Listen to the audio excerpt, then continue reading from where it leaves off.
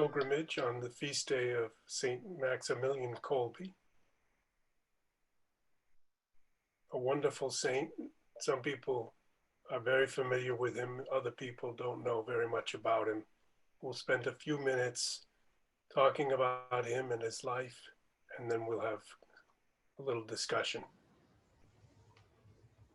Of course, this is a picture of St. Peter's Basilica in Rome, the Tiber River, and the part of the Janiculum Hill there on the left. So now we are looking at the map and the country where this important saint comes from.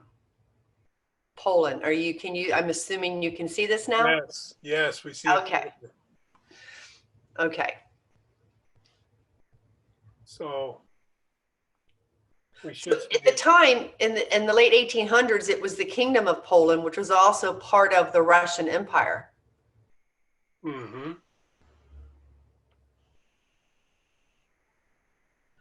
This is the beautiful little town where he was born in Poland, Zedunska Wola. This was in the late 1800s. And this is the man who gave his life at the Auschwitz prison camp for another prisoner. And that's why when Pope John Paul II canonized him, he called him a martyr to charity. And when we think of what formed this man, when he was born in 1894, and in 1906, when he was 12 years old, a very devout young Catholic boy, had a vision of the Virgin Mary. He later described this incident. That night, I asked the Mother of God what was to become of me. And of course, that's the time in life when almost every young person starts to think, what am I going to do? Become a teacher, go into the circus, become a priest, become a father, become a mother, become a baseball player. And he was thinking, what was the very highest thing that he might do? And then she came to me holding two crowns, one white, the other red. So he's having this vision, and he hears her ask him if he was willing to accept either of these two crowns. The white one meant that I should persevere in purity, and the red one that I should become a martyr. I said I would accept them both. And it's quite remarkable. We have this 12-year-old boy accepting the entire meaning and weight and dignity of his life as a human being, both not to waste his life in riotous living, and to be ready to lay down his life for his faith, for the church. And really what Jesus said, no greater love hath this than a man who may lay down his life for his friend. And what Maximilian Kolbe did was to lay his life down for someone who wasn't really his friend, someone who was just a poor, frightened man that Maximilian Kolbe felt sorry for, who was going to die, and Maximilian Kolbe offered his life to die in the man's place. We'll get to that. This is an image of that vision. The vision of Our Lady holding two crowns in her hand. We have Maximilian here a little older than 12 years old, but the vision sort of informed his entire life.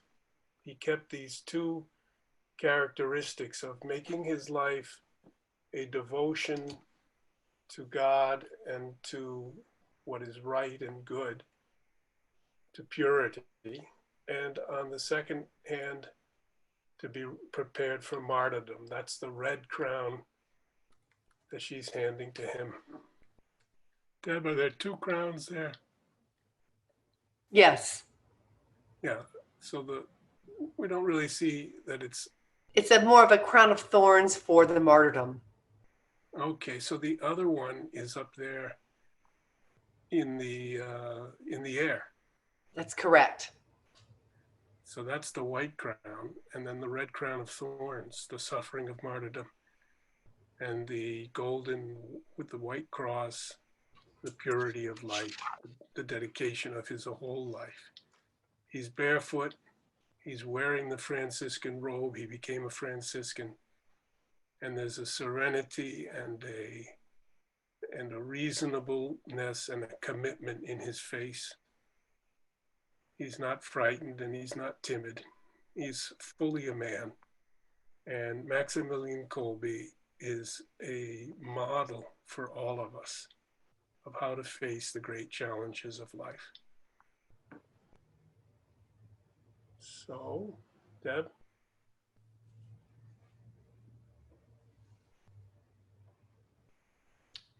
So in 1907 is when he and his brother went into the Franciscan priory. And then they studied for the Franciscans, and then they were able to travel to Rome, where they were ordained as priests in the Franciscan order. And then in this church, he celebrated his first Mass in 1918, right at the time of the end of the First World War. So he was 22 years old. And why did he go to this church to celebrate his first Mass? Because he had heard and been deeply affected by the story of another miraculous vision that was this vision to another man named Alphonse Ratisbonne, a Frenchman and a Jew who had come to Rome to this church, which we just saw, and he was scoffing and mocking all religious belief. And he went into this church and he saw in the chapel a type of cloud. And he said, that's very odd. I see something. And he went over, knelt down, saw a lady standing in the cloud. And suddenly he was filled with a sense of his own foolishness and a sense of the answer to all of the questions that he had and all the things he had mocked about religious belief, about the existence of God. And suddenly he became, in one instant, he later said, standing, I was an unbeliever and a mocker, and then on my knees, I entered into religious belief and into faith. And this was the moment in January of 1942, of the conversion of Alphonse Ratisbonne, who later became a Jesuit priest and then went to the Holy Land and made it. And his brother also was a priest, became a priest. And these two Jewish converts spent their lives in the Holy Land discussing and talking and bearing witness to the Jewish people who lived in the Holy Land in the 1800s. And he became quite famous, Alphonse Ratisbonne. And this miracle became associated with the medal that Alphonse had been given earlier that day by his friend with whom he was staying in Rome.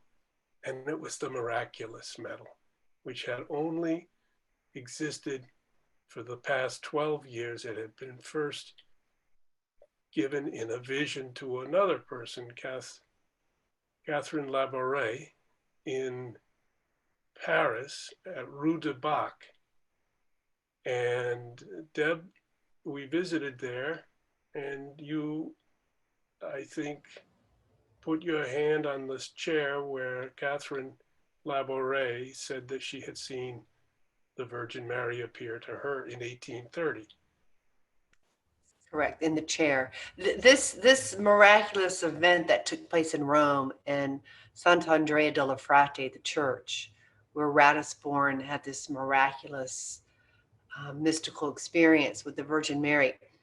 That, because he was given the miraculous medal, and it had been 10 years since the medal was struck in Paris.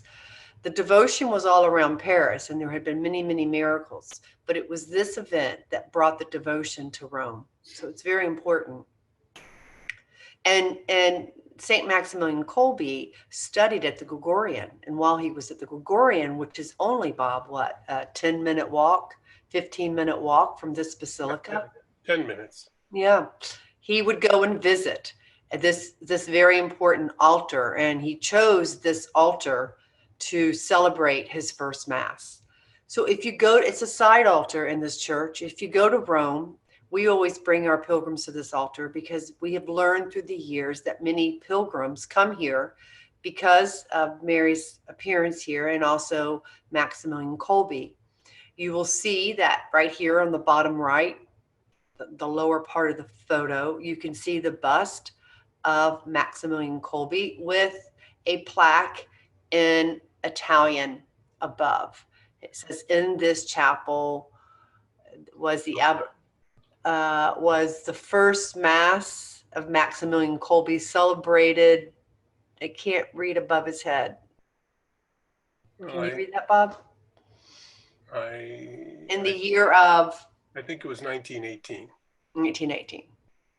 So you could see at the very bottom, Kolbe on the pedestal of his bust. You can see him there wearing his glasses and his Franciscan robe.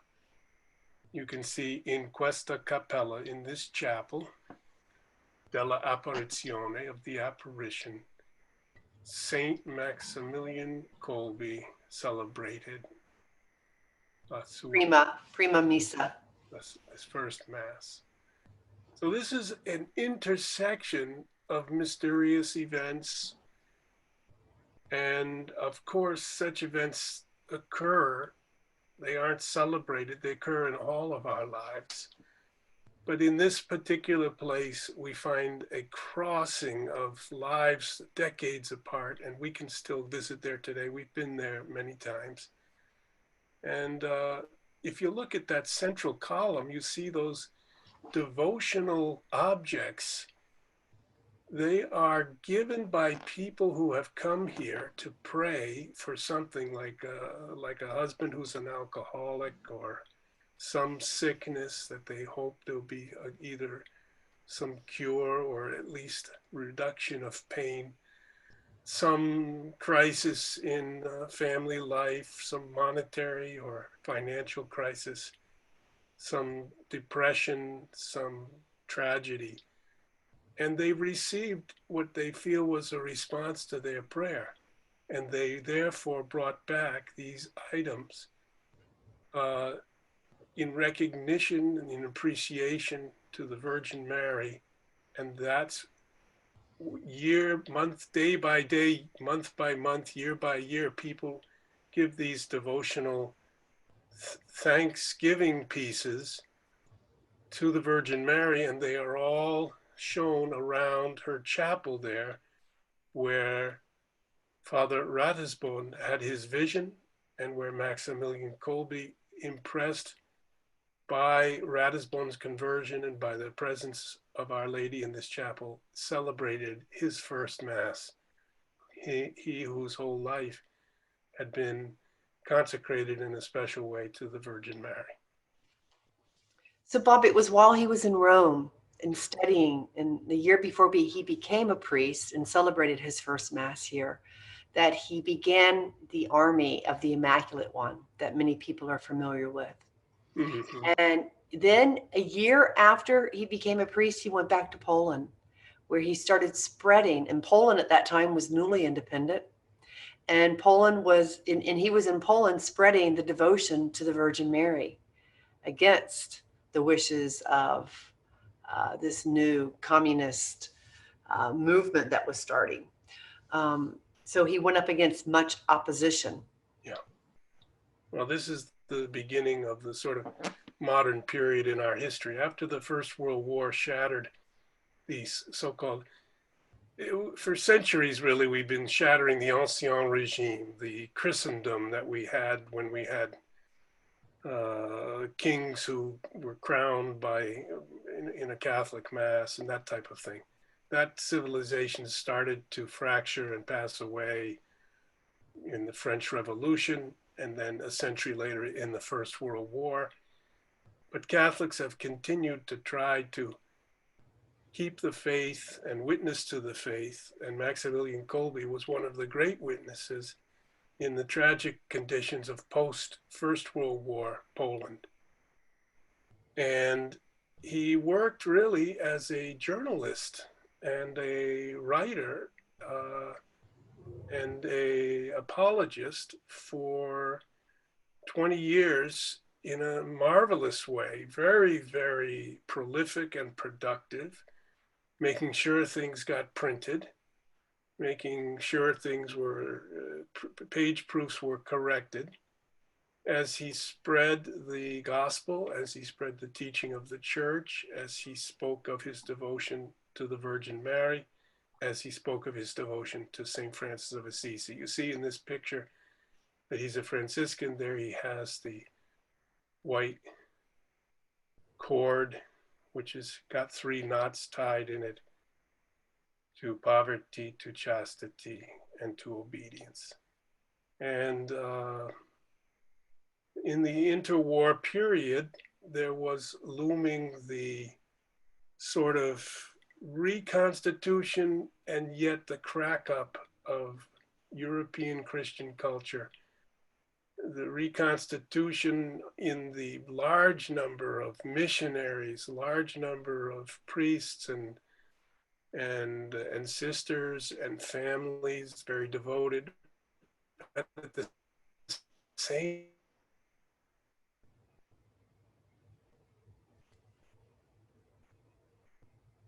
Bob? National Socialism in Germany and of communism in Russia. All these movements in this sort of fractured Christian culture, which had kind of committed a type of suicide in the First World War as everyone fought everybody. And then in the 20s, the Roaring 20s, tried to create a secular democratic culture, then those cultures slipped by corruption and by lack of faith, slipped into fascism, National Socialism, Nazism, and communism in Europe. And Poland was about to be devoured, as it so often has been in its history, in between the Germans and the Russians, between the Nazis and the Soviets, who made a pact just before the invasion of Poland on September 1st, 1939. And Maximilian will only have 2 more years to live at that point. The Ribbentrop-Molotov pact between Germany and the Soviet Union. And part of that was the division of Poland. So the Germans took the western part of Poland, and the Soviets took the eastern part of Poland. So Poland was eliminated in 1939 when the Germans and the Soviets attacked. And well, in the early 30s too, we should mention his trip to Asia. That's right. He went first to was in Shanghai, and he didn't really gather a following. So he went on to Japan, just on the outskirts of Nagasaki, where he did get a following, and he built a monastery on the side of the mountain there, which did survive the blast. And it's still there today. And then he went back to Poland. That's quite important. The world sort of is, there's poetry, and there's many people have said there's East and there's West, and the twain shall never meet. There's a long desire for there's a mutual respect. We respect the culture and the dignity of the Oriental cultures, which are sort of mysterious.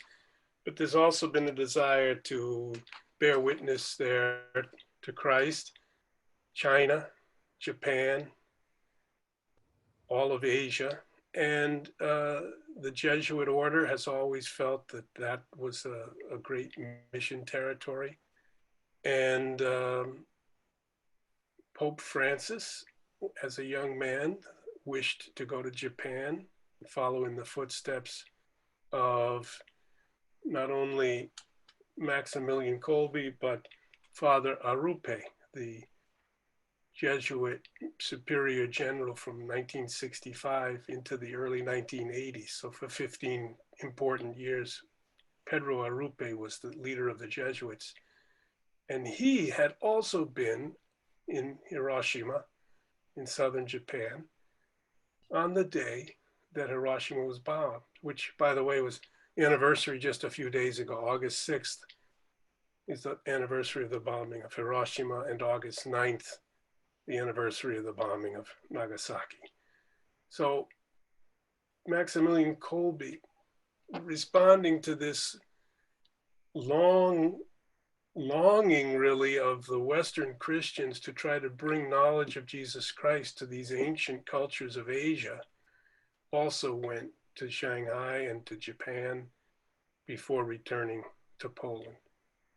And in our own time, of course, we have new relations and new tensions with the Chinese and with Asian culture, and we all long for a true conversion of our own culture in the West. Truly should be Christian, and the great Oriental cultures, if they would draw close to Christ, all that was great in those cultures would even be made greater. And now we come to the final chapter in the story. And here we have the entrance to the camp at Auschwitz.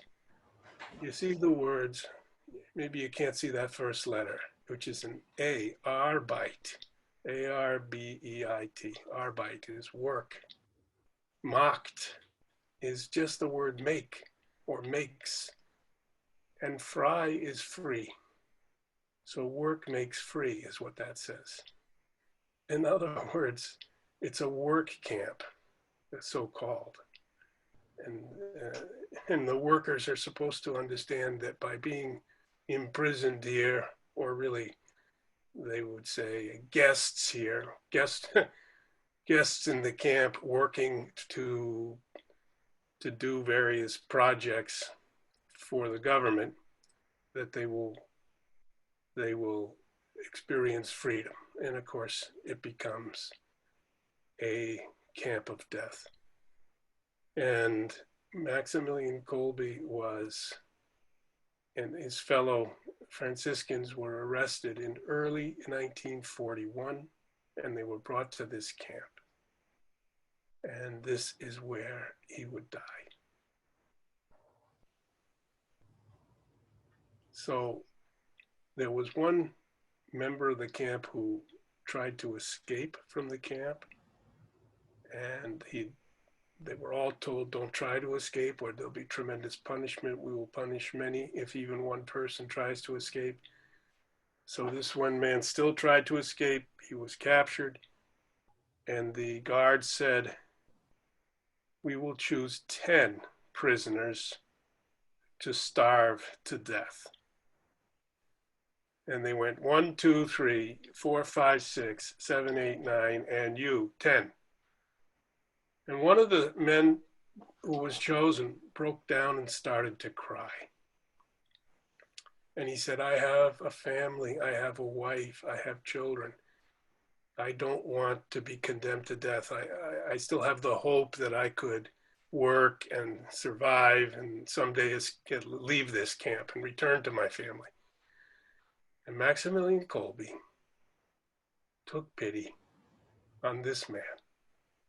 And he turned to the guards and he said, I am a Catholic priest. Take me in his place. And the guards took Maximilian Kolbe and they placed him with the other 9 to starve to death. And this was the man that Maximilian Kolbe died for. This is the man who was going to be, and this man did survive. He was living into the 1990s, and he gave evidence about what had happened. He told this story. He's an eyewitness to the story. This is the man who was afraid to die, and he wanted to come out of the camp. He did come out, and he returned to his family, and he lived on. And this So after they starved them for 2 weeks, it was only one remained alive, and it was Maximilian Kolbe. One of the witnesses, which was an eyewitness, he was a janitor at the time. He said that whenever anyone would go into his cell, even before he was sentenced to die by starvation, he would be standing or kneeling in the middle of his cell, and he would be at great peace, and he would not be in fear of anyone who opened his cell door. So they ended up injecting him because they wanted him to die, and that's how he finally died, was from the injection. And this is the cell where St. Maximilian Kolbe died. In 1941 in the summertime. And so we'll have a moment for personal prayer. This is when Pope Francis was there visiting. We'll take a moment to pray.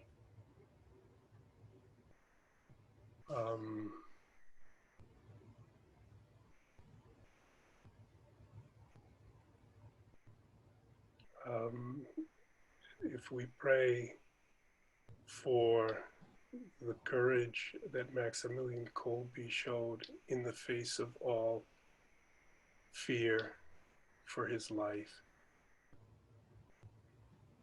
we recall that Jesus, talking to people when he was in Palestine, said, "Greater love hath this than no man, that he laid down his life for his neighbor." And this, some people say, in terms of human behavior, is the central principle of the Christian faith.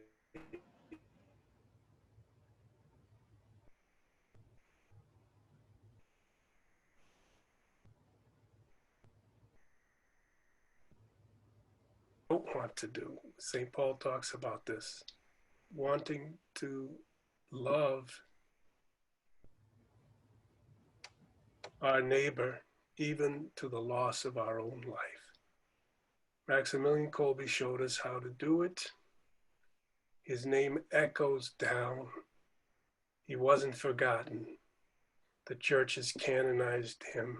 This is another reason why, despite critics of the process, the church is right to canonize people of extraordinary virtue and extraordinary graces, because we shouldn't forget them.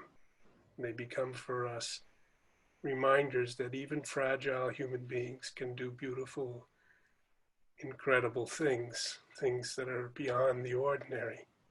Take the ordinary to the limit and make it extraordinary.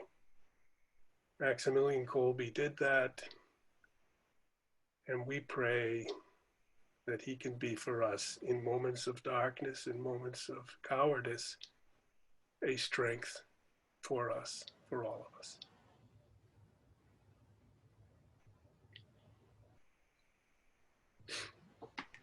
Maximilian Kolbe, pray for us. And here again is the beautiful image. I think it's nice that we return here because I think it's important to remember with this story of this magnificent saint is his prayer as a 12-year-old boy. Mary hears the cries of the young. She hears our cries. She wants to intercede for us. And